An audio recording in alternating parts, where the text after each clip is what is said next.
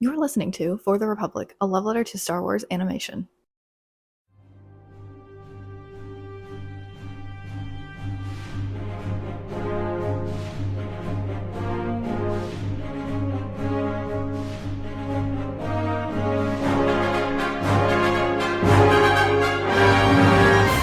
Hello there. Hello, everyone. Welcome back to For the Republic, a love letter to Star Wars animation. It is Andrew back once again, and I am joined once again. When is she not guesting? It's Mo back once again. Always for a non-Andor related episode, which is kind of crazy. Kind of crazy, but it's on Rogue One day, so it still matches up. Exactly. It is the day we're recording this is the 7th anniversary of Rogue One, which is kind of insane that we're already 7 years out. 2 days from now is going to be the 8-year anniversary of The Force Awakens, which is even more disgusting to me. But it's crazy. So how you been?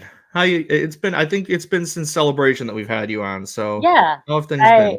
I've been listening to like the Spotify streams, and I think that was the last time I was on here. That was a fun day. I was very sleep deprived because the European time. Just wait till Tokyo. That's gonna be something else. I mean, I think at that point they're almost like a full day ahead of us, so it won't be that bad. At least I'm hoping.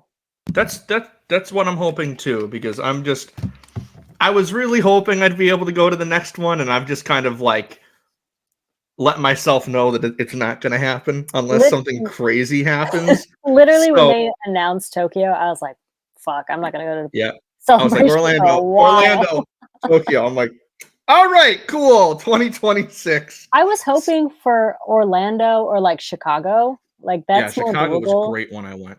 So I'm gonna have to do Galaxy's Edge a couple times in the meantime because I still haven't gone, believe it or not, and I need to do it because it's crazy. I know. And you gotta be prepared to build a saber too. Oh, 100%. That is a great experience. It's happening.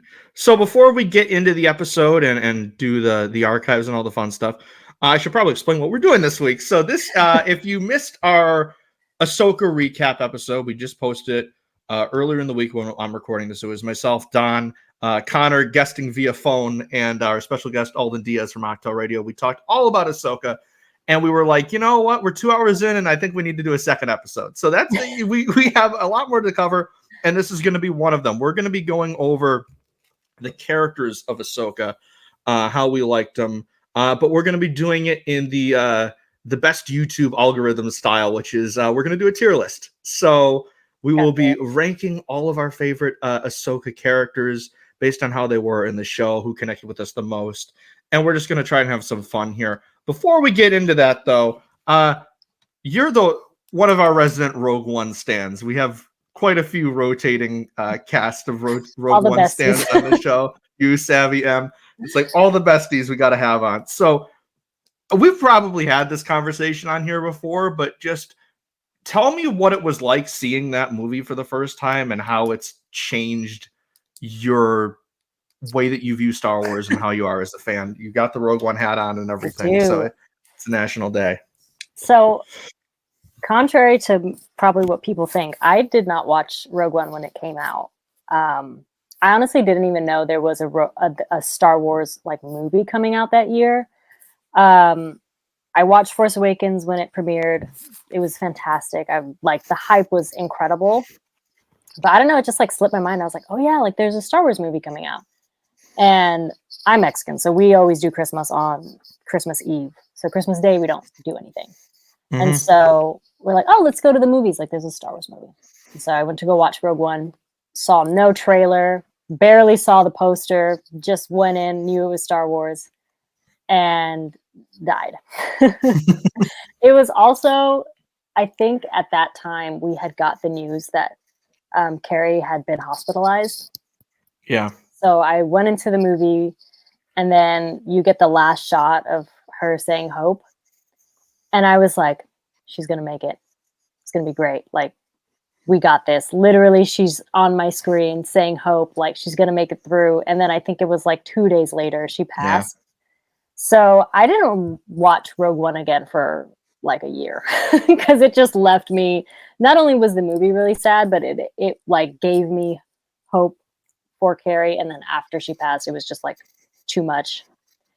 But yeah, after that year of non-Rogue One, I remember, I think we have it on like Blu-ray, and I was like, oh yeah, this movie was so good, like I should watch it again. Cried, died again. And then after that, it's just kind of like, I realized there was like a whole like scene of people on Twitter that love Star Wars, and I was like, what the heck? Why am I not? Why am I not in this?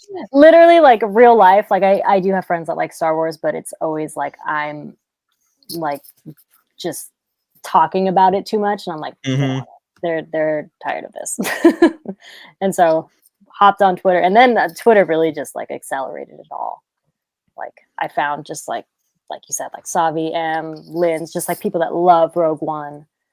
And I don't know, it's almost like a toxic relationship that we have because we just fuel each other's love for this movie. Yeah.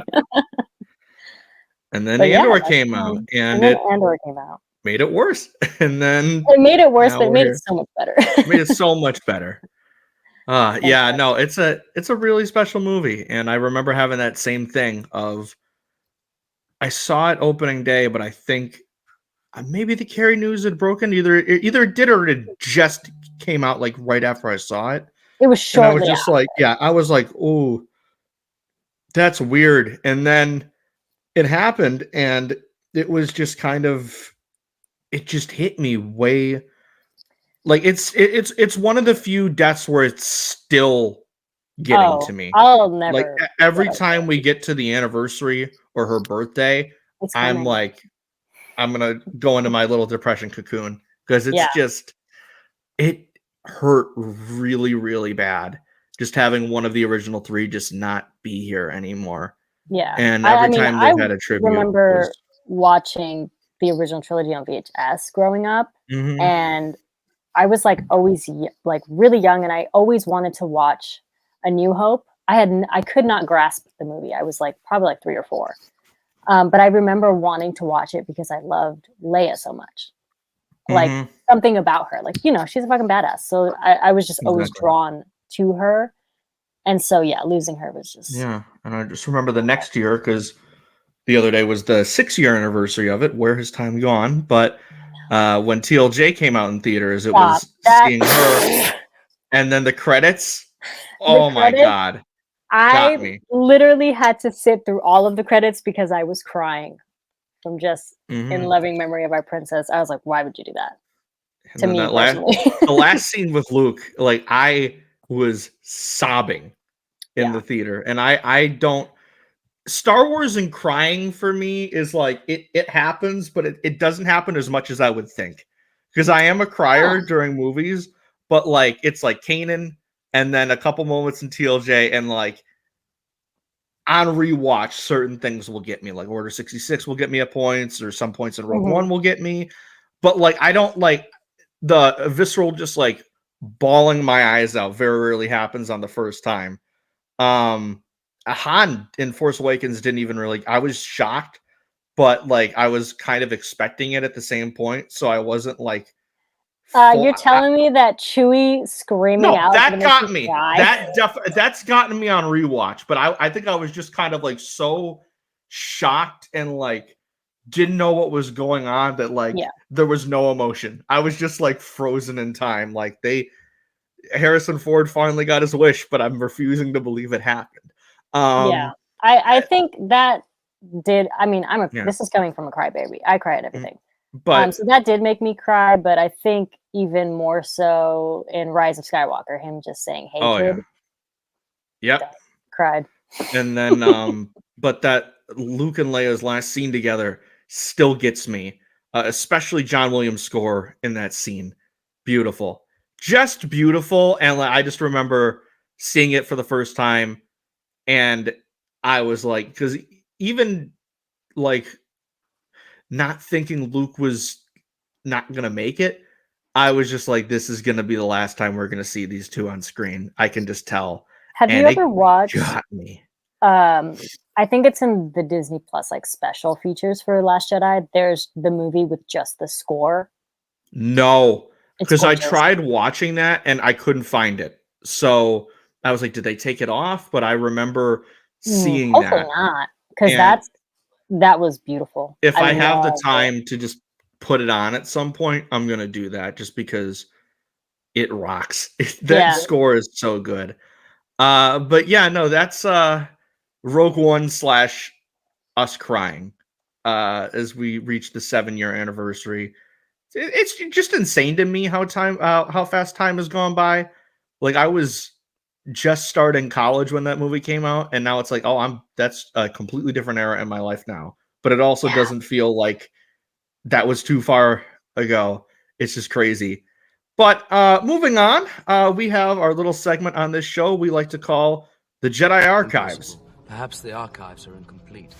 If you're new here, this is where we nominate anything Star Wars related. It can be literally whatever we want, and we leave it up to you guys to vote on this. We'll put a Twitter poll out shortly after the episode comes out, and you can vote on who and or what is our latest inductee into our Jedi archives. Last week, during our Ahsoka episode, we had a couple heavy hitters. I nominated the Lego Holiday Special, but it was I was no match for the power of Alden Diaz because George Lucas's quotes like, during the COVID pandemic are our newest inductee into the archives. And, Europeans were in bunkers for 5 years during World War II. I had never heard about that interview before. That was the first time I heard of it too. Like, oh, because he said George Lucas, and I was like, is he going to nominate some of the weird special features? But he brings that up. I'm like, man, this is crazy. But that's the power of George Lucas right there. So I mean, let the record show that I voted for the holiday special because hilarious cinema, truly. It's cinema. I'm nearing a rewatch, and I maybe would watch it tonight if it wasn't if a Rogue One rewatch wasn't calling to me, because I think it needs to happen. But you told me, you were like, are we doing an archives? Because I have something. I'm like, all right, well, I got to think of something now. So go right ahead. What are we nominating? Okay, I technically have one, and then the other one, I guess, can be an honorable mention because I really wanted that to be it, but it's Rogue One's anniversary, so I feel like this has to be it. I'm just going to nominate Jyn Cassian. And I have here Black Series Jyn and Lego Cassian on his speeder. And this is just their relationship. I think it really encapsulates. It's a little, hold on. Baby go. Cassian. I kicked Luthen out. Luthen had to go. Luthen got to go. And Giant Jyn. So, yeah, if that doesn't win on Rogue One's birthday, I don't know what. I mean, that's punishable. It should win. I'm not going to be cheap and nominate Sabine because I feel like on the Ahsoka episode, it could win. I'm going to go for something Rogue One related as well. But what is that going to be? I got to think here. I'm going to go with Chirrut Imwe. I just think the first time I watched Rogue One, I was like, that's the character I'm connecting with the most. And on later rewatches, it would be, Cassian, it would be Jyn, it would be Krennic, and that whole story. But the first time watching it, I was so invested in the Guardians of the Wills and him and Baze, and that I am the Force and the Force is with me is one of, like, that got me in the theater. That was one of the ones where I was like, they've been building this guy up, and he goes out and the most like pumping your fist, but also like bawling your eyes out kind of way, that when you rewatch the Battle of Scarif, you're like, it hurts. Because the first time I watched it, the cynic in me was like, well, I just met these characters, so it can't affect me that badly. And then I rewatch it again, and I'm like, no, this hurts really, really bad. And they do it in such a powerful way of having these characters all have like almost the perfect send-offs to each of them, but also being just a huge gut punch that you're not prepared for. It's like they all get like a little arc. and then they die. Yeah. So like Chirrut and Baze or just Chirrut, like that was on the memory of Rogue One. I'm nominating the character that I originally was like, that's my favorite. And again, I've changed that over the time. It was K2, it's Cassian now, but that first time I was like, what are the Guardians of the Wills? This is so interesting to me. And I just loved I loved the two of them, but Chirrut in particular, like shout out Donna Yen. Everything about that character I think is awesome. So it's a Rogue One centric bunch for the archives this week in celebration of the anniversary. So either Chirrut or Jin Cassian. Let's be honest, it's going to be Jin Cassian. Can I say my honorable mention? Yeah, go ahead. So my honorable mention is Saw Gerrera giving an 8-year-old Jyn Erso a blaster. And I just think about in Obi-Wan, the show. No, you can have a blaster to little baby Leia. Like, just that wonderful juxtaposition of him being like, no, can't do that. And then Saw is just like, here, take it. You're a soldier now. What a guy that Saw Gerrera is. So, yeah. And we can't, every time that there's Saw slander in the community, we have you on to set the record straight because literally we can't all of it. Like the thing is with the Saw slander is like it's only for him, and then like if it's like another character that does all of that, it's like no, we don't see that. Yep, they just have it radioed in. Yeah. Like I remember, like after the tech stuff, we had you on, and we're like, all right, because everyone was blaming Saw for it. We were like, Mo, help your buddy out here. Definitely not his fault. Yep. So yeah, once this episode is out, we will leave it to you guys to vote. So head over to twitter.com at @fortherepubpod, and you can vote for your favorite of the bunch. So now let's get into the tier list itself. Let me pull this bad boy up for the world to see. So I have a couple different tiers. We're just going to notice you go down. We got S, A, B, C, D. Can you see it, by the way? Because can. Okay. So if you're noticing New Republic slander account, it's because we're going to start off, and Senator Xiono is just going right there, and that's going to be the tier right there. Fuck this guy. And you know what? The just like the wholesomeness and goodness skips a generation because he's just a piece of shit. But then his son, Kaz, is tight. I was originally going to name this tier I'm glad Hosnian Prime blew up. But then, like, if you watch Resistance, he survives. And I'm like, well, I mean, he lives through it. And I just remember, like, watching, because I watched Resistance while it was coming out. I wasn't, like, half of the community. But I remember watching that episode where it looks like his parents both died at Hosnian Prime. I was like, oh, crap, this hit me. And then he shows back up again in season 2. I'm like, oh man, he made it. That's awesome. And then you watch Ahsoka and you're like, I wish this fucker died. And he fucking sucks. He sucks. Maybe he like got better by that time. You know? Maybe. I hope. But I mean, if we find out this guy was doing some shady back alley deals with the First Order, I wouldn't be shocked whatsoever, because they just made him. I say all the time, I said it during Mando, I said it here, every time the New Republic shows up, I get less and less sad that Hosnian Prime blew up. It's just, they all suck so bad. So, and he's just like, him and the one guy who's not on this list. But the one guy, and I think it was episode 3, that was like, yeah, it doesn't matter if you're the Empire or the Republic, business is business. And then he's just a clear out and out Empire supporter by the end of it. I was like, this guy sucks. So I have this in alphabetical order for the most part. So we'll just start off with the girl herself, Ahsoka.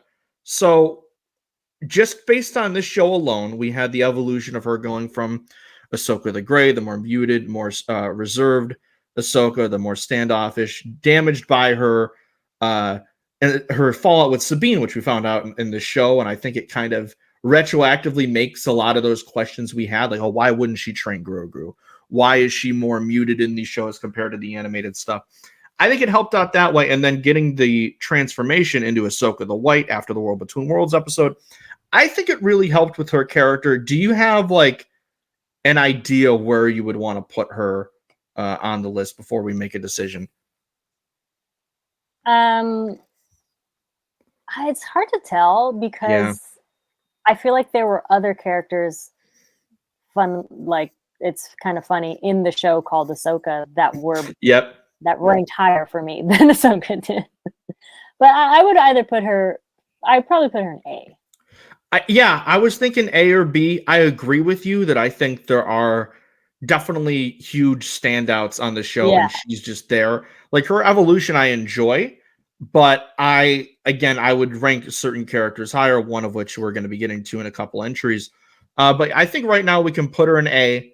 If we need to move her later, this is a character poster. But if it was the her in that space with saber in space, it'd be S tier for me because to me that was like a highlight in the show. That was fantastic. That was great. But now we move on to everyone's favorite, Anakin Skywalker. We were like, how is he going to work in this show? And when we had him show up in The World Between Worlds at the end of episode 4, we finally got Hey Snips, Hayden Christensen saying that. That was one of the ones where I was like, nope, tears. It was like this weird noise, like came out of my mouth at 3 a.m. or it wasn't 3 a.m. at this point because they actually aired earlier. Thank you, Lucasfilm, for doing that this time.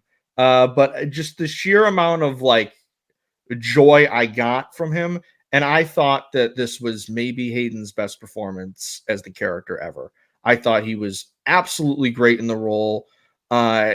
It felt so natural. He felt like the perfect blend of Clone Wars Anakin and live action Anakin. Good at He's doing that. so good. Just like the way he even like did small things like just change his cadence so he kind of sounds more like Matt Lanner. I thought he was amazing in this. So I kind of want to go S, but I feel like A might be more appropriate. But like, what are you thinking here? I'm completely biased. I was in love with Hayden Christensen when I was a child, so he's always S tier. Right, yep. Yep. There we go. All right. We're not talking about Vader. We're talking about Anakin. No, we're talking about Anakin here. And he's S tier because he did the behind the back saber twirl. Yeah. And that scratched something in my brain that I liked a lot. And he looks fantastic in that armor. He sure does. Remember it was like a lot of like rumors whether or not we'd get like a Clone Wars flashback. I've always wanted to see him in the armor in live action. And it looked great. He looks great. oh yeah. Oh yes. Oh yes. Oh yes. But yeah, no, we gotta go. Yeah, he did great. His voice between like bouncing between him and Matt is just fantastic. And then Anakin with the red saber, say no more. That whole scene. You lack conviction. So great. He's great. God, so great. I love Anakin.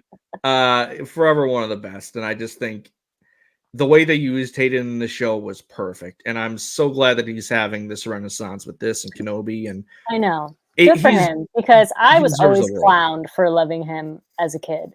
And everyone always made fun of him for the sand line. I was like, I don't give a fuck. I love this dude. And now he's having his renaissance. And as he should. Exactly. He's great. So just a reminder, if you're watching this now, this is just based on the series itself. Like if it was all these characters, Ahsoka would obviously be S tier. But just based on the series itself and their stories, that's where we have them. Next up, I'm just S. moving. Yeah, S.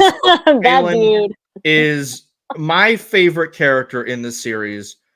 Easily for me. Him and Shin are two of my new favorite Star Wars characters of all time. Ray Stevenson really. The performance of the ages. Rest in power. Rest in power. Just not like it's crazy that back at Celebration he was there. He was promoting the show, and then like a month later he's gone. It's like poetically, even though he didn't know it was going to be his final performance. It like what a way to go out is by having maybe the best performance of your whole career. Yeah. Fantastic. And he's already been a Star Wars icon because he was Gar Saxon in Rebels. I learned that. I was listening to the last episode with Alden. I didn't know that. Sometimes I forget. Like I'll forget that he was Gar Saxon, but he just brings such a gravitas and such a huge role to Baylan, making him a villain that we've never really seen before in Star Wars. I think what Like, makes his performance even better is that we don't get a lot of Balin, and we don't get a lot of Mhm. like his story, but his performance gives it all. Like exactly. he is convincing enough to where you're interested in this character. I mean, I just want to see more of him. I really do too. And I know Books, it's gonna comics, be different when it's not Ray, but I hope yeah, that they find the perfect person to fill those shoes yeah. because we need to see more of him and Shin. It's Especially, just I mean, the way they left it. Like, yeah, the way they because left it, it's obviously, what is this completely dude going? what are you doing? He's You with going to the Mortis? Mortis guys? Like, what are we doing here? So yeah, Balin, definite S tier. I could do a whole episode on him. He's just the best. Do they have That, Black series of him already? they announced one. It's not out yet. But I would I have it love that. pre-ordered. I will be buying that. The only okay, Nice. I had my little rant in the episode. I'm gonna have it again. Lucasfilm. Does that look like a red lightsaber to you? Like that's very clearly got an orange I tint to actually it. like So that it's not a red yeah. lightsaber. So That's cool. why oh why is every piece of merch that Balin and Shin have just a plain old red saber? Fix it, Hasbro. Yeah. It's not red. I don't know if we should include C3PO, but I have him in here just because I thought the cameo was really fun and I thought it was a perfect use of Anthony Daniels. Uh, Can I but speak my truth? speak your truth, Mo. I do not like C3PO. I've never liked C3PO. That fool is annoying. But I like Daniels. I like an project. I love Mhm. him. I He could be gone. C3PO could be gone tomorrow. That's And you crazy. would not care. You know, to be fair to Okay. you, I'll put him in. I'll put him in C just to. You could have put him in with with Xiono. I'd be like, all right. I just thought he was. I just thought it was a great way to have. And But I just thought the way that they just based used on the him. show, right? You're Yeah. right. Basing it on the show, I did like his cameo. It was cool. The way they used him to like have the perfect way of communicating between Hera and Leia without having to do like a weird deep fake again, or you could That's just true. recast. But Yeah. apparently that's You too bring hard. up he uttered Leia's name, so I'm He okay with did. him being in. So Leia via C3PO will do there. Carson Teva is as Don dubbed him the Phil Coulson of the Mandoverse at this point. He's showing up everywhere and he's Yes. like a great like viewer insert character for the like what's going there's space whales like what's going on here he's the only New Republic guy that I like which Yeah. is it's saying something he it was nice to have a connective tissue between this and the Mandalorian. I love Din. I'm glad he wasn't in this. I was expecting him to be in this, and he wasn't. So there's that. But to have that insert character to show, okay, this is happening at the same time or shortly after the Mandalorian season 3, just to show the bigger picture of, hey, these other characters are out there. Yeah. I'd put him in. I'd say a solid B.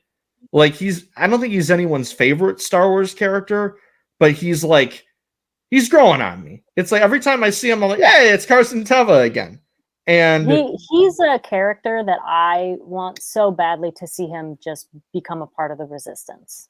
Like I'm just yeah, waiting for that to happen because I love I him. really hope that happens. He has the heart of someone who can be in the Resistance.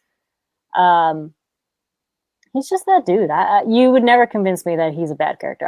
I love him, No, and he has really like fun like line deliveries. I think he does Oh, yeah. comedic effect, and he has to be above C3PO. Yeah, yeah, definitely.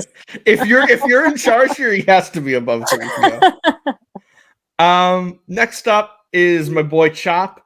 I love the dude. He did not commit enough war crimes in this show, so I can't put him anything higher than B just for that alone. Damn, really? I mean, we can put him higher. He became like a protective babysitter, though. You're right. You're right. All right, convince me right now. Where should we I could put him in A. I could put him in A. All right, we'll put him in A. We'll put him in A. I love Chop. If I saw him commit like murder, arson, he'd be S tier. Because he just has that potential. He has that. If I saw him just take down a couple different of those night troopers, Yeah, He'd be complete S. Or if I saw his little boot, or if I Yeah. saw his like rock. Yeah. Come on. He sounded great. He looked great. It still felt like Hera and Chopper's connection, even though it was in a Yeah. different medium. So for that, I gotta put him. And then the way, like you said, the way he's just become this babysitter for Jason, I think is great. Shout out Jason, by the way, when we get to him. A complete 180 I did on this character in this show. I cannot wait till we get to Jason. Yeah. This fucker, D, I don't care. I don't care. Cool look. I don't care about Captain Who's Enoch. that dude? Oh, yeah, he's whatever. I just, he had a character poster, so I threw him in here. Okay. We'll just, yeah. He had a cool guy. voice. He's got a good voice. Cool looking helmet. That's about it. S tier. Let's just absolutely. Ezra. Not only like is the character fantastic, it's just impeccable casting. Yeah, I actually believe he's Ezra Bridger. It's crazy. He even tweets like Ezra. He just talks like he's just Ezra. It's insane. As Alden said, he sounds like Taylor Gray. It's just kind of crazy that he is the character. Immediately, I was like, okay, that's Ezra. That's perfect. Yeah. His reintroduction was amazing. Yeah. Everything about Ezra in this show is one of the ultimate highlights. And just building like the other pair of Kanan sabers. Oh my God. Beautiful. It hit so hard. Like it's this guy. Hold on. I also didn't think we would a couple months ago at a closing sale for this comic book. One of the best Jedis. And I just need it. I love Kanan to death. Every little mention we got of him, I thought was great. That's what I was gonna say. I didn't think we're gonna get like a name drop fully, you know?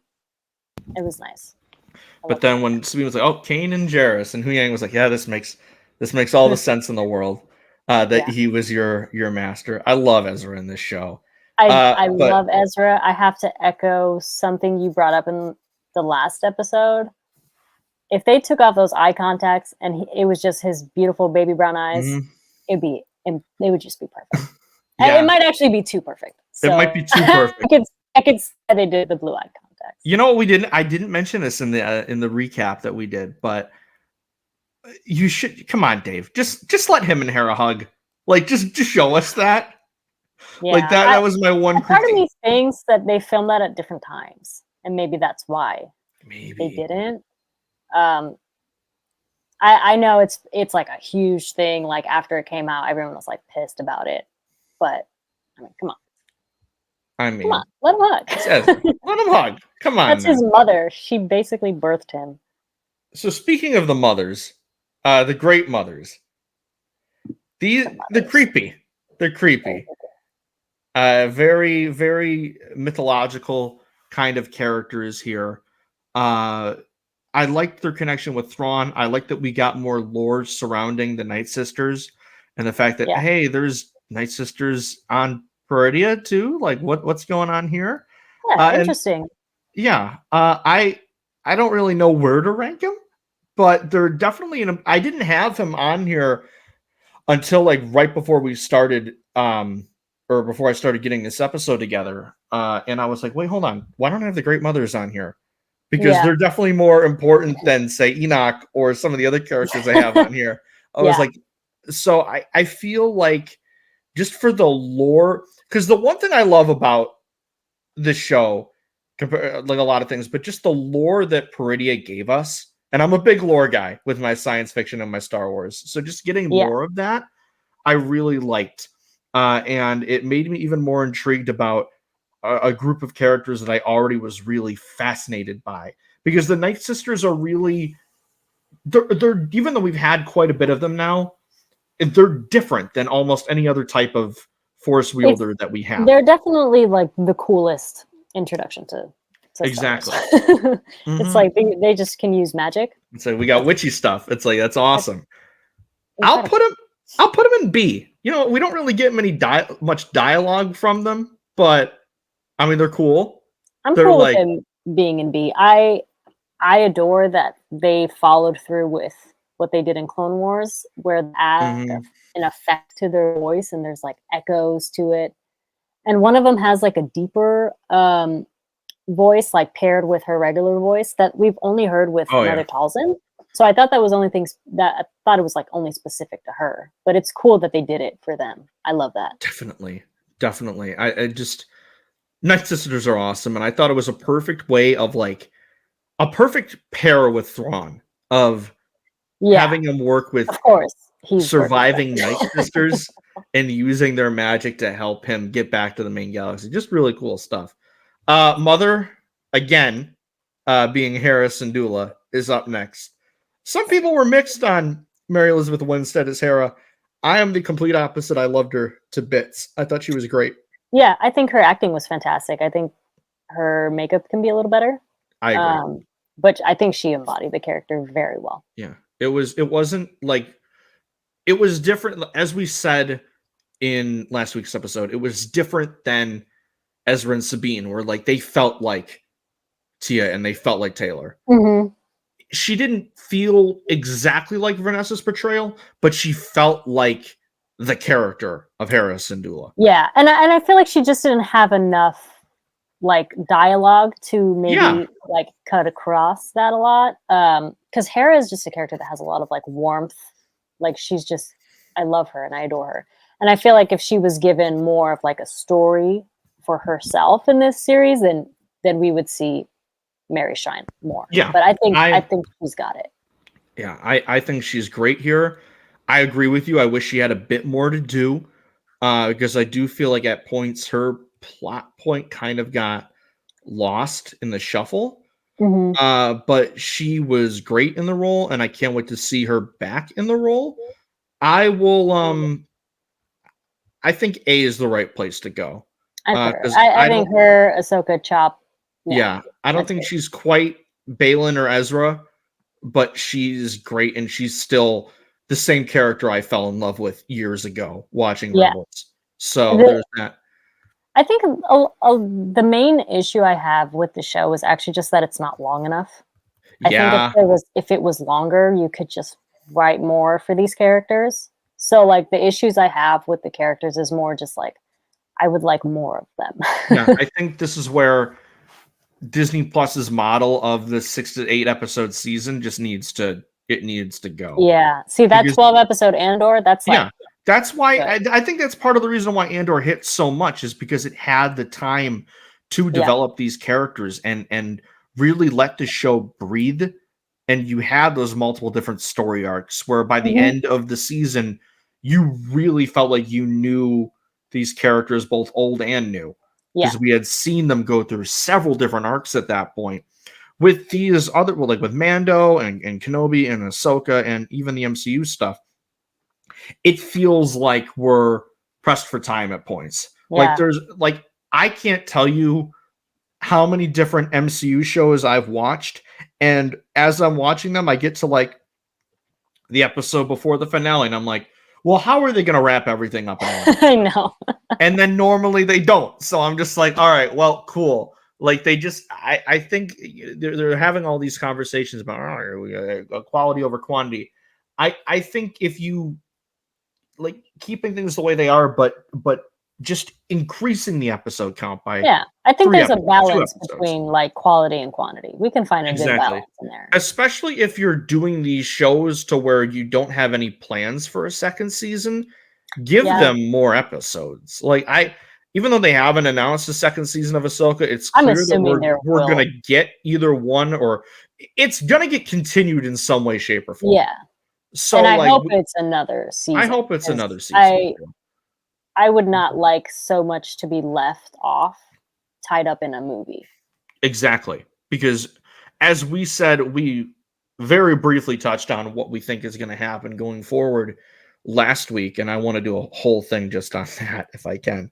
But again, like you said, if the goal is to resolve all of this in not a second season, but in Filoni's movie, that's half the movie right there, is just them getting off Peridea. That's a lot. And if you're going to be focusing on 3 or like 2 or 3 other shows in that same movie, you're not going to have the proper time to resolve their story in a satisfying way. So we need that other We need another season. We definitely don't know what happened. We need another season. We need longer seasons. We need longer seasons. Let's We bring need back another television. season. Dude, what happened to like Yeah. 24 episodes? Come on. Exactly. Where is Y'all that? are not down. What happened when Lucas was writing the Underworld show that never came out and it was like 500 scripts? What happened to that? Literally. Come on. What happened to that? Put out everything. We will watch it. Exactly. The Bad Batch can get 16 episode seasons. How come we Right? can't give that to And I our feel like live action shows? 16 episodes.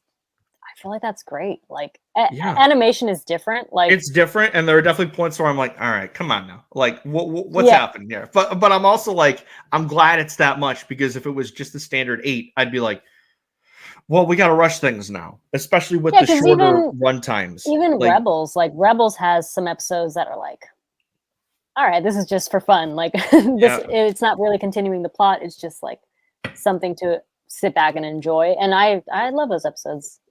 Yeah. I love it. Give But me you know, if 24 you episodes. when you get them in animation, it's like, oh, everyone loves them. But when you get something like that in a live action show that only has this amount of episodes, people are like, a filler, and I'm like, well, you wouldn't have Yeah, that like problem. the space episode where Ahsoka's in the space.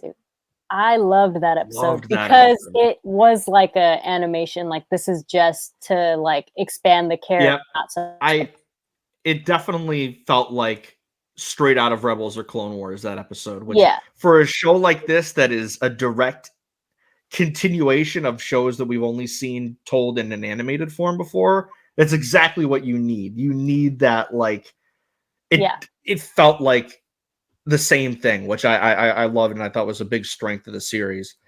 If Don was here, he'd be fighting for Hu Yang to be S tier because he loves Hu Yang's S tier, dude. He is. That dude kills it. Yeah. David Tennant. Shout out David Tennant. Just fantastic. And him like kicking ass, dude. Like I didn't expect him to be fighting people. Like, he was fantastic. Like, here's this 20,000-year-old robot just kicking the ass out of these raiders on Peridia. It was. And then name dropping Kanan Jarrus. I mean, he's just it's David Tennant. He's a relic of the past. Like he has all of this knowledge of the Jedi that at this point in time is like rare that you have someone that knows all of this. Like we have Ahsoka, but even Ahsoka doesn't know. Like Hu Yang's been around for like years, you know. So and just the little thing was like, oh, he was the reason why they were able to figure out who Balin was, because Hu Yang had records of his lightsaber. Yeah, it's just really like, that's very few characters can do what he does, and to have him back in Star Wars after years after that original Youngling arc in the Clone Wars, and for him to show back up, he was the perfect. Sidekick's not the right word, but like number 2 to Ahsoka in this series, supporting actor. Yeah, especially once Ahsoka made her like turn from Ahsoka the Gray into Ahsoka the White. He was like the audience's reaction of like, oh, who the heck? It's like he says everything that we're thinking. Exactly. It's like perfect. Is this gonna work? I have no idea. You're just like, the heck you just say? Like, who are you? It's just like it even goes to show like we need a droid in like every story. Yeah, we do. And I don't want, you know, like droids that don't talk, like R2, even though he, like, you know, beeps and those are pretty much his emotions, are fantastic. But I love droids that also like talk and like have their own personality. Droid rights. Because and it always, like, it never feels out of place. It fits. Like in Andor, B2 fits right in, even for a more serious show. It's just perfect. Part of Star Wars. Like, you need since to the have beginning, that like since God forbid C-3PO, you know, like there's always a droid, and they play just a beautiful role in the story. So it's part of what makes Star Wars work. And Hu Yang was just a great addition to the. And even though he wasn't a part of the Rebels group, he fit right in. Yeah, it was like he was there the whole time. It was perfect. Yeah, I love the character, and Don pushing for him really made me. I was like, who is? Because when he was first, because I like remembered him from the Youngling arc, and I was like, who is Hu Yang? And then he like talking, I'm like, oh yeah, and then everything since then, I'm like, yeah, no, this guy's awesome. Yeah. And I just love David Tennant. Even though I'm not a Doctor Who guy, I love David Tennant. I've never seen Doctor never Who. seen it. David Tennant, in my mind, is Barty Crouch Jr. Yeah. That's just how I remember He's him. Barty Crouch and he's Scrooge McDuck for me, both of them. So Barty Crouch, shit. Crazy motherfucker in that movie. Literally insane. I didn't realize that was David Tennant until much later. So good. I just remember him from the performance. Mm-hmm. Jason, what do we think here? S tier. S tier? Listen, Jason was a character that when it was announced he's going to be in the show, I was like, we don't know anything about Jason, right? We get a little clip of him from the epilogue of Rebels. And I was honestly a meme before the show. Yeah, he just became a meme. I was worried that I was like, I don't know, what if it doesn't work? And this little kid somehow is perfectly Hera and Kanan. He is perfectly both of them. He blew me away. He had barely any lines, and I was like, I love him. He was great. And just the little hints we got of him also being force sensitive like his dad. It worked. Alden brought up how he really wants to see Ezra cheering Jason. Would love that. And I would love that so much. Give us that. The little kid was again, he went from a character that I borderline dislike just because I was this is a wacky design. Because of the memes, he had I was like weird ears, the hair, it doesn't really work. How is this a Twilight and a human's offspring? Doesn't really it just something's not computing. But he made every scene work, and he was charming. He worked well with his mom. He had that great dynamic with Chopper, and I can't wait to see Ezra get to know the little guy because he hasn't really had the chance to meet him yet.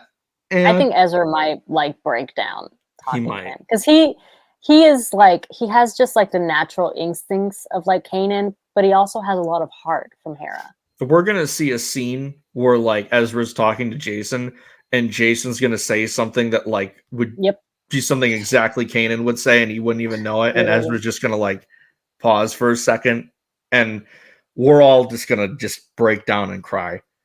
I would love to hear him say in some point, right? Years from now, when we get a lot of Jason, I would just love for him to say the words, "I have nothing left to fear." I would cry. I love the kid. He's great, and I don't know how B tier got in front of A tier, but I love the kid, and I'm fine putting him here just because he was great. I don't know if we can skip the Loth Cat. This guy, D. I did not like Mark. He was just there. He barely had it. I don't think he had. I think he maybe had 2 lines. He was there to make us think he would be someone, and then he wasn't, and then he just gets cut down, and it's was he undead? Was he not? We don't know. Yeah. We're never gonna get any answers. He's just there to sell toys. I think it's so funny that there was so much hype around him. There was so much hype. Who's he gonna be? And then I was like, he's not gonna be anyone. And then the episode before he died, hilarious. I was like, what's Barasafi doing? And then and then he gets cut down just super easily. The fact that it was everyone created, I didn't do this. I had no expectations for this dude, but so many people created hype for him, and he was no one and just died. I think is just hilarious. Yeah. So D, sure. D, sure, whatever. You're an Inquisitor. I don't have much to say. Cool saber. Cool saber. We'll put Sabine's Loth Cat and see. Yeah, I was I like the little Loth Cat. He can be above 3. He's a cat mom. How cute. Exactly. C-3PO cat mom. There we go. So Mon Mothma was I loved seeing her in this era, getting Genevieve. She's now played Mon in the prequels, in the original trilogy timeline, and now in the post Return of the Jedi era. I loved seeing her here. It was great to see her as the Chancellor of the New Republic on screen. And it was different seeing her in this dynamic compared to Andor. Yeah. What do you think? What would you put Maud? Like, where would you put her? What would you say for her in this show in particular? Because she didn't have much to do, but it was great seeing her regardless. I love seeing Genevieve. I love her dearly, the actress. And I love Mothma, but Mothma to me, she's always just, I think, a bit naive. Like she has too much faith in things and systems that she knows doesn't work. Mm-hmm. And I think by this time, it's starting to piss me off a little bit because it's like, girl, yeah, you were part of the Empire and, tried to work within, realized it didn't work, gets, now she's a part of the rebellion, she spearheads it. And so she's lived quite a life. By this point in time, I'm like, where's the wisdom at? Because it's like you're kind of seeing the same things happen, and you're seeing the New Republic turn into this in front of your eyes, and you've experienced. I don't know. I would put her in C, but I'm like, I can't put her with C-3PO. What if we just? I don't know, because I feel like she's not quite B. You know, I don't think she's quite B. No. Deletes C-3PO from tiers. No, we can't because he said Leia. Yeah, he did say Leia. That's the only reason why I'll allow him to be there. The Loth Cat is blocking 3PO from Mon Mothma. Yeah. Because again, like she's still the character I love, but again, like you said, it's like she's refusing to see what's right in front of her eyes. And I don't think it's like me. From an ignorant point of view. I think it's like she wants it to not be true, which is very like that's a nice way to view things in theory, but in practice, girl, come on. Yeah, but at least she didn't let this bastard win. She didn't, and I feel like she was giving Hera as much as she could. Exactly. She was like helping her out without being super duper obvious about it. But even then she was like, I don't fully know. Like, Thrawn can't be back. I'm like, are you sure? I know. Like, I do have Mothma on my shirt. I do love her. She's great. And again, it is Rogue One anniversary day. So like we can't put her any lower than we have her. But for the brief part we had her, that's where I think is the right point. So she did a lot too in the show, so I think that's a good place to put her. What about Morgan Elsbeth? What do you think here? I didn't even think she was going to be in the show. That was a really big surprise. Was she in the trailers? Maybe briefly. I just remember being like, "Oh, dang, she lived." I didn't think Ahsoka killed her in Mando because I knew she was going to be in it. I didn't think she'd be like one of the main villains. Like that was kind of shocking to me. I thought she would only be in like the first couple episodes maybe, but she's like almost the main villain of the whole show, which is kind of crazy. And I wasn't huge on her in the Mandalorian season 2. But now that we got more backstory about her, we get the confirmation that she is a Night Sister. We get her like kind of having that level up moment in the finale where she becomes further engrossed in the dark magic. She gets the Talzin blade. If it was like a character poster, her like leveled up with like the Talzin blade, that's S tier. That's S tier. I can put her in A or B, is what I'm thinking. I'd put her in B, right with her mother. Right with her mother. Even though they low key like sold her out, they were like, they did, yeah.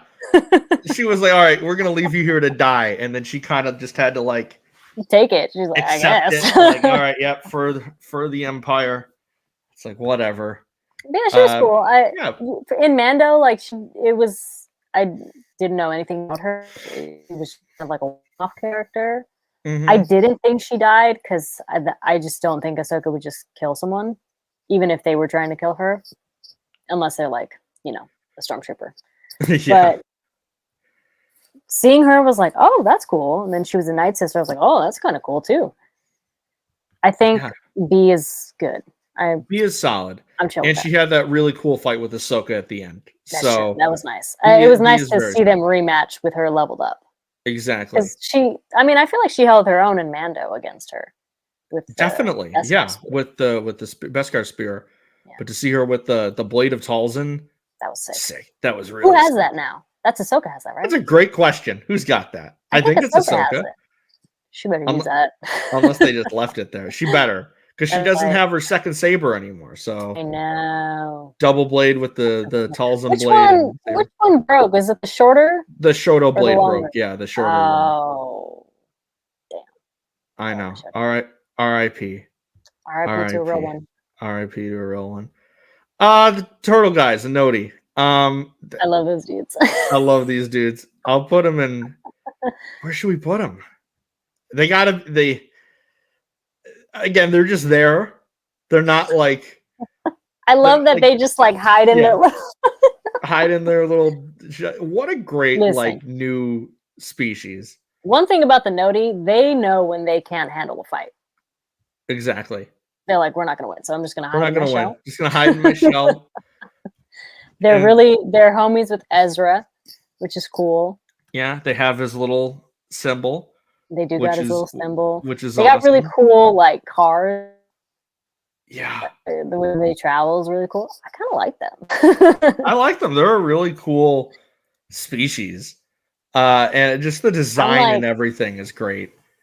I'm like, I would put them in A.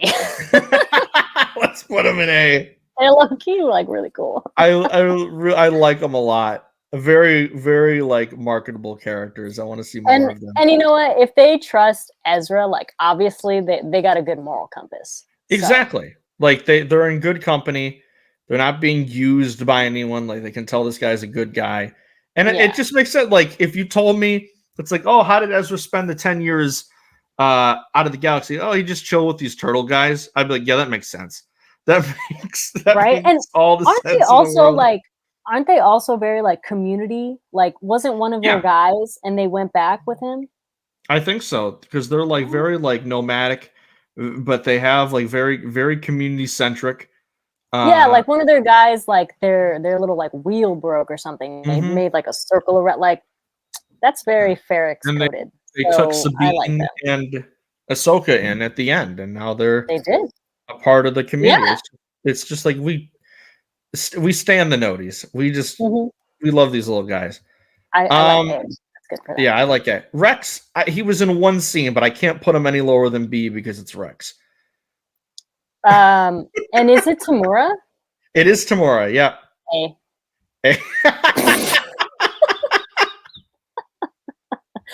I love Tamura Morrison. Anytime he gets to be back in Star Wars, sign me up. Also, man, his armor is really cool. Has he always had that little thing right there? Which thing? I know he's had the short one. Looks like there's something draping over the other one. I don't know. Maybe? I can't remember. I can't remember either. I'm doing the Clone Wars podcast and I've completely forgotten. But just seeing But it's Rex. Just seeing Rex in live action finally, after Tem has teased it for years. I know. Finally got it. We got the one scene. Him like without the helmet though. Yeah. You don't even have to de-age tomorrow. I don't care. Give that to us, please. Give us Rex. I loved it. I kind of wish we did get Old Man Rex like with the group. Oh, I hope we still get that. I hope we do still get that. Yeah. The thing that's crazy to me is we got Zeb in Mando season 3, but we did not get Zeb in this show. I know. That was funny. That is kind of funny. Dave, he's kind of funny sometimes. The way that he like will choose to do something and then he's like, I'm not gonna do that. Like in a show that nearly every Rebels character is back, he's like, nah, that's it. Jai Kell is in this. Ryder Azadi is in this. Not Zeb though. Zeb. Y'all be easy. Ooh. Don't need that. S, without a doubt. Absolutely. Without a doubt. I love Sabine so much. She's a top 10 character for me. This show kind of made me like her more. I'm going to be completely honest with you. Like some people weren't huge on her direction and making her a Jedi. I still am not 100% certain how I feel about it, but I'm leaning positive. I just think the visual with her with Ezra's blade is awesome. And I think her as a character, I think Natasha did such a great job just immediately embodying the character. The perfect like introductory scene, having her on the speeder being chased down by the people on Lothal. I love it. Just felt like the exact same character I fell in love with while watching Rebels. To me, her dynamic with Shin was awesome. Having her be Ahsoka's Padawan, I thought was a really nice character shift, and it was different than any other master apprentice relationship we've seen on screen before, which I really liked. And I love Sabine so much, and they didn't disappoint with me. I think my only complaint, well, not complaint, but thing that I think would have made it even better is if the first time we saw her using the Force was when she pushed Ezra onto the Star Destroyer. If that was that first moment of like believes in herself to the point where she helps him get home, that would have hit even more than her just mowing down some random night trooper. But what was the first time? Was it her Rey moment? She grabs the saber? Yeah, I think so. She grabbed the saber while she was like being held down by the night trooper, grabs it, boom, takes him out. Oh, and that's funny because she has the Rey moment and then she does the Kylo Ren with the head, right? Okay, yeah, that was cool. I think I agree. I think her pushing Ezra would have been, because then I feel like there would have been higher stakes. Like, we have to save Ezra. Like, we can't just let him fall. So it's like, that would have been nice. I also I wasn't sure how I felt about her being a Jedi. I don't know if I don't even know if that's changed, but I feel like I'm open to it. Like, all right, cool. Let's see where this goes. It's obviously going to happen anyway, so let me just see how it goes. Because it's like there wasn't really any hint to it in Rebels. Yeah. But the fact that she was like able to wield the dark saber, I'm like, okay, I can see it. And I think the concept of her being a Jedi or someone training to use the Force that isn't naturally gifted in the Force is interesting. And I'm interested in seeing where it goes. And it didn't feel like it was no longer the character. Like, I love Sabine, and I thought Natasha did a wonderful job here.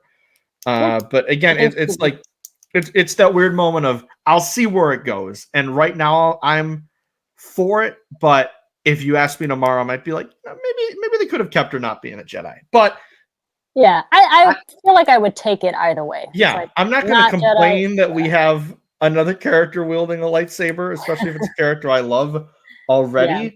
But I'm cool with it. It was a different way of adding on to her dynamic with Ahsoka, of having that be, okay, well, now they're master and apprentice.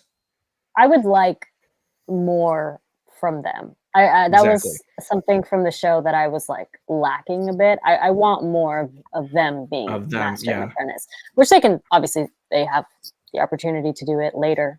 But I think I think it might be the only time. Well, no, we have Rey and Leia, but we don't see that as much either. But like a woman and her apprentice is also a woman. Usually it's the only thing that we've really seen that in is animation with Barriss and Luminara, but that again, but that's Luminara, she was low-key crazy there. Look, a little bit crazy. But like in the movies, they were just like in the background. So this was the most like front and center we've seen. Yeah, and it is unconventional that she had never used the Force and is now becoming sensitive to it. So I think that could be a really cool story point that they can touch on. And when she had season. This is not related to her with the Force, but when she had that Kanan moment where she cut her hair. Oh, love that. Okay, the Kanan/Mulan moment when she cut her hair. It was great.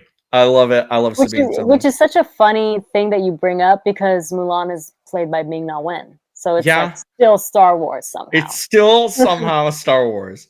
Where's Fennec Shand in this show? Come on, guys. What are you doing? Where's Fennec Shand in general? You could put her in everything. I'd watch it. Speaking of S tier. And put her next to her wife. Oh, 100%. She's next to her wife. I love that shit. I'm 100% for it. And I love when the actors love it too. I love when the actors.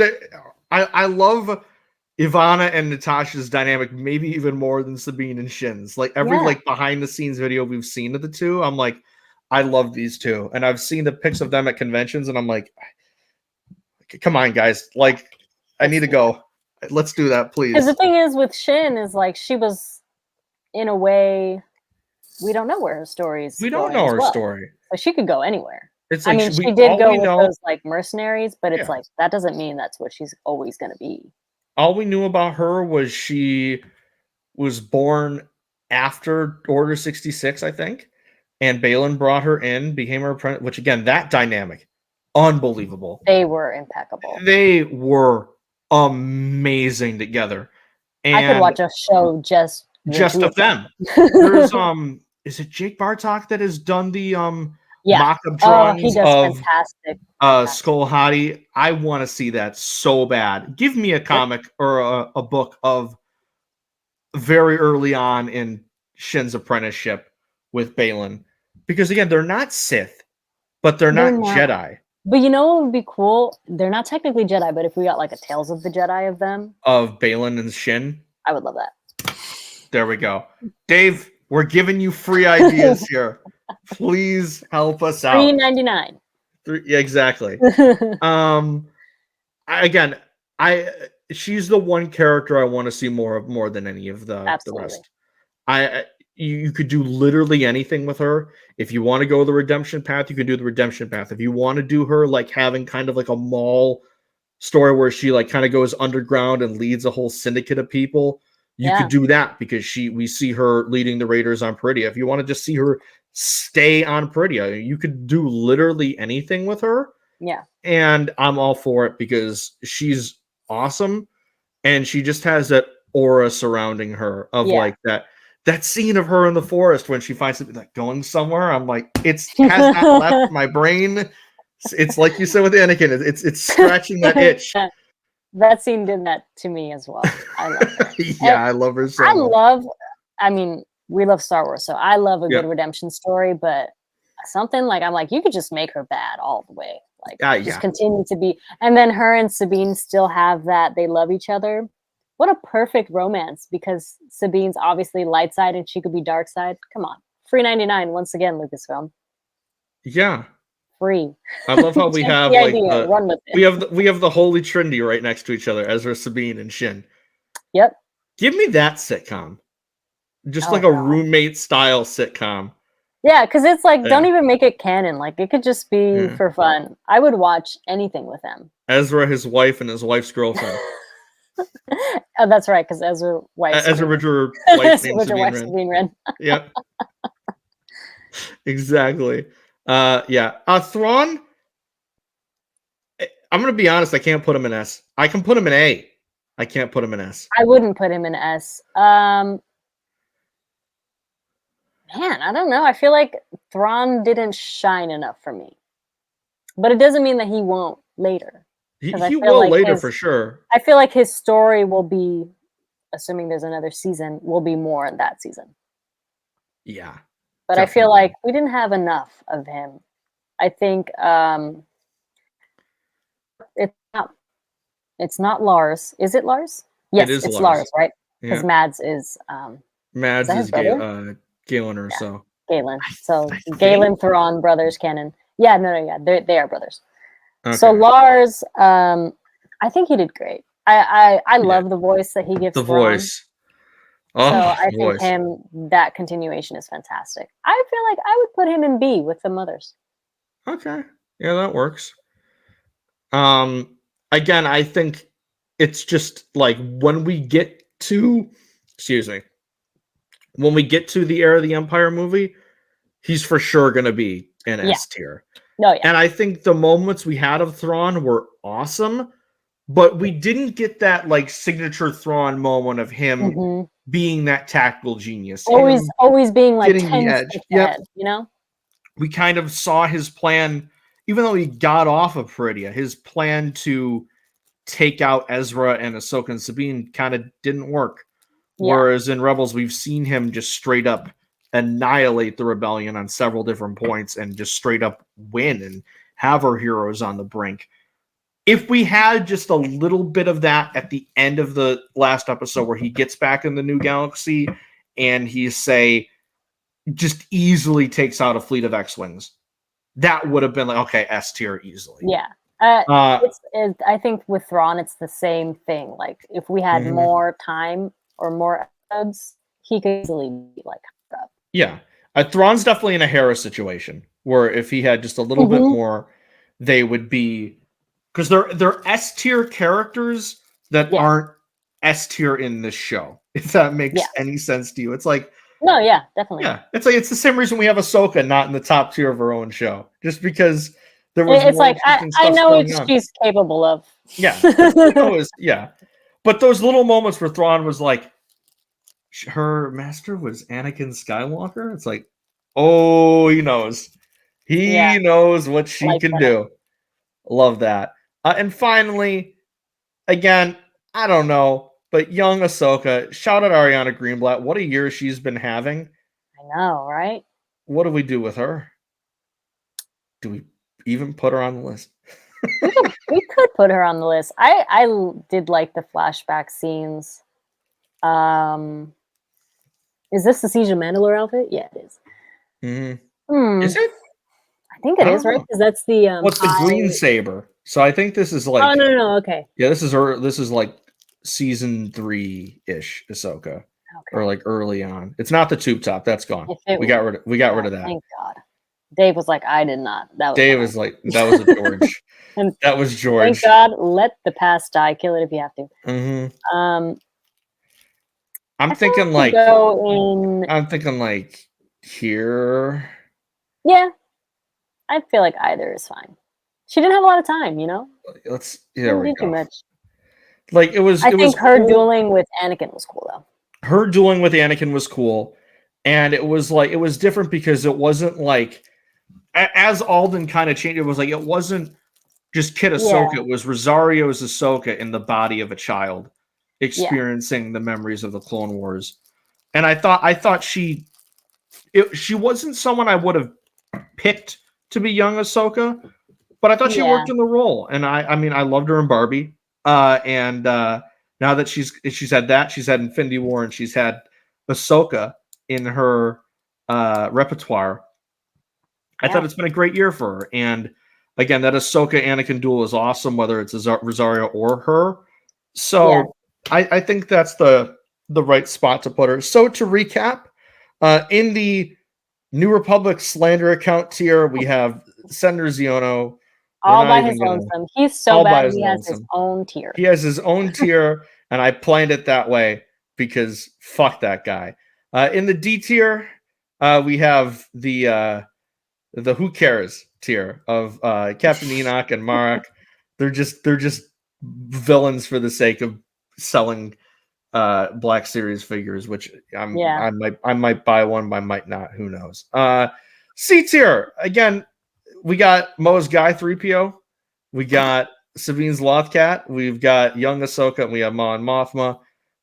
Stop being so naive, girly. We know what you can do. B tier, we got Thrawn. We got Carson Teva. We have Morgan Elsbeth. Why did I almost forget her name for a second? That's bad. And then the Great Mothers. I was like, we got who? Morgan. There we go.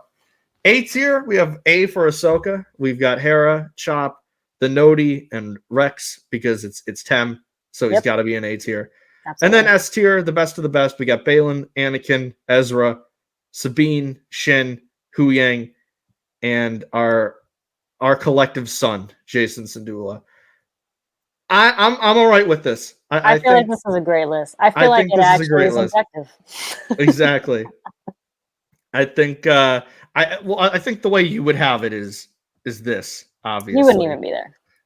Yeah, I'll say off the list, my bad. But I will fight for 3PO. Only because he said Leia.